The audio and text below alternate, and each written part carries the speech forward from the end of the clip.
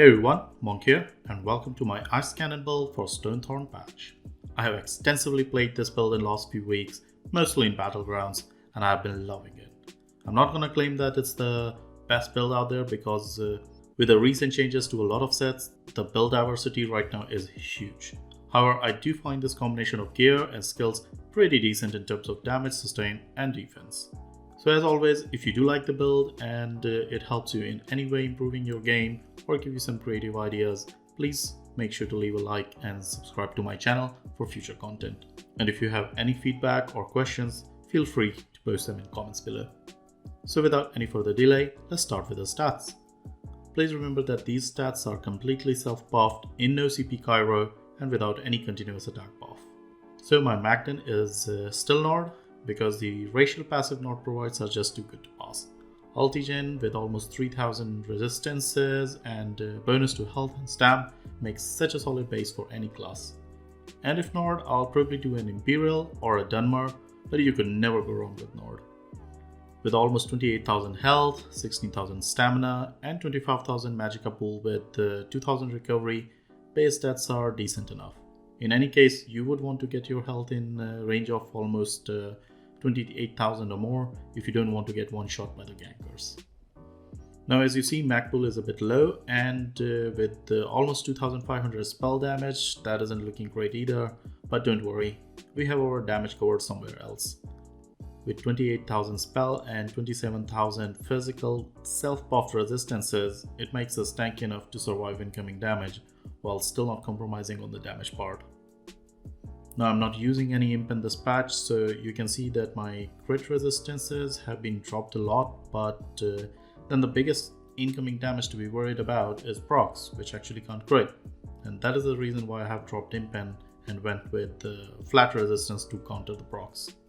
Also, with a free cleanse from Betty, you'd be fine as long as you keep the buffs up and actively avoid the incoming damage. On a quick note, it's not a tanky mag Magden build to jump on other people's faces and still do damage. As an ice cannon, that means stay in range and watch others melt away. Now I'm gonna quickly cover the sets. The first item is Malacath Ring. As you might have already guessed, this is one of the biggest damage booster of the build. With a low crit chance and even lower crit damage modifiers that we have in no champion points, there is no reason why it shouldn't be used. Also, it works so well with our animal passives, which give us 2% damage boost for every skill slotted, and we have 3 of them. So effectively that makes it 31%, and with 100% of time of minor berserk from Bird of Prey, it goes even higher to 39%. And if you would want to know how to easily farm this mythic item, I'll leave a link in description to my guide for the same. Next, we are using one piece of heavy training chest, because the way we have set up the gear, you'll always have a slot free. So it's your choice to use the one piece of training for extra health, or you could switch some pieces around and use one piece of scoria for more penetration. Also, this reinforced heavy chest, you can find it for free as a reward of the quest Broken Spear in Stress Makai, so feel free to do that, or you can just buy it from vendors and transmute it, your call. The next two sets are star of the show, Torque's Pact and Winterborn. Both sets were buffed by Zos in this patch, and look at the damage, it's insane. Almost 7,500 Frost Enchant proc with Torque every second light attack, and more than 11,000 every 6 seconds from Winterborn. It's a lot of outgoing damage, especially when you combine it with Deep Fissure. And on top of this damage, Torque gives us 2 times armor and 1 health, so basically in my opinion it's one of the best damage and defensive set in the game right now. On the back bar, I'm using a Black Rose Power Resto Staff for those 2 seconds of major vitality buff, but don't worry if you don't have it, because we are not using Healing Ward on the back bar. So in case you don't have it, you can use a Potentate's Resto or Willpower as well if you want. The passive of this particular weapon is used in some other way, and I'll explain that later in the skill section to make it more clear. So overall, we are using a 5-1-1 light, medium, heavy setup with a heavy reinforced training chest, medium legs, and light head, shoulder, and belt of Torque, and with light gloves of Winterborn. Then we have 2 jewelry of Winterborn with the infused Destro staff on the front. You can arrange the pieces in any way you want, but make sure to have the trainee reinforced heavy on the chest and medium reinforced bands. Rest everything will be nunhorn for extra resistances. As I already said, main bar weapon will be infused with Frost enchant and back bar will be with Berserker enchant. If you don't have Winterborn staff, then just craft Torx Inferno and switch the pieces around.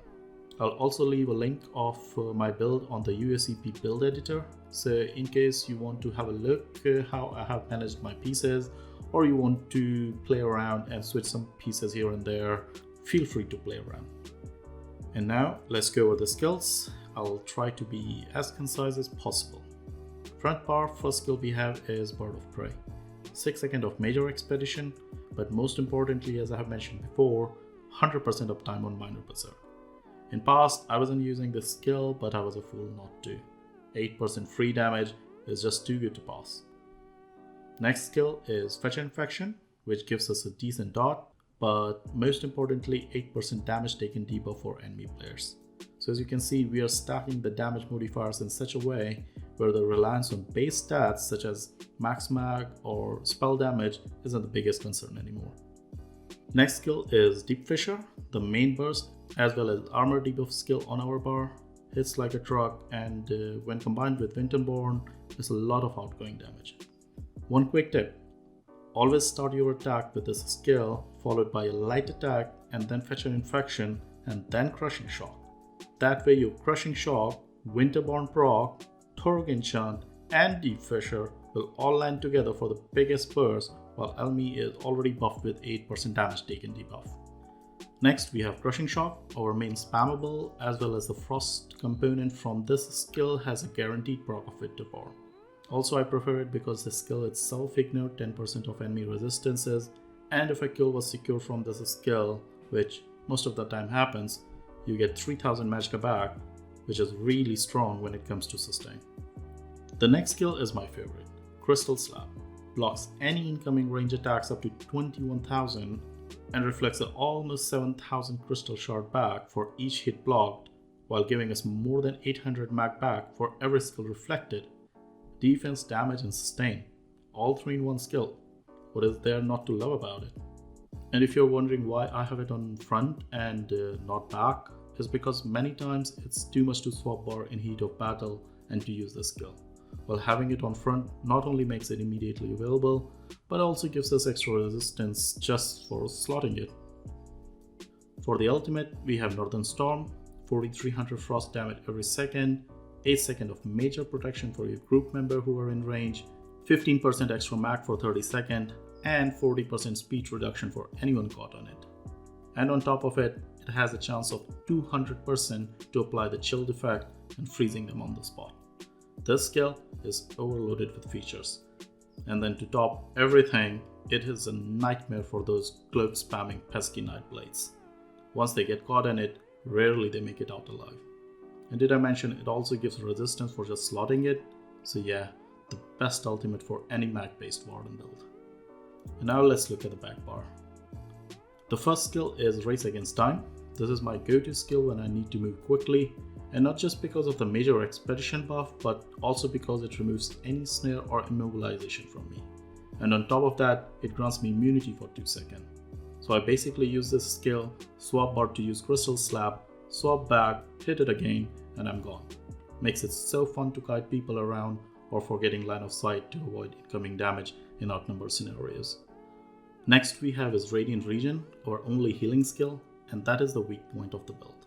We don't have any great burst heal, and our survival is totally dependent on avoiding damage by better positioning and movement to get out of line of sight.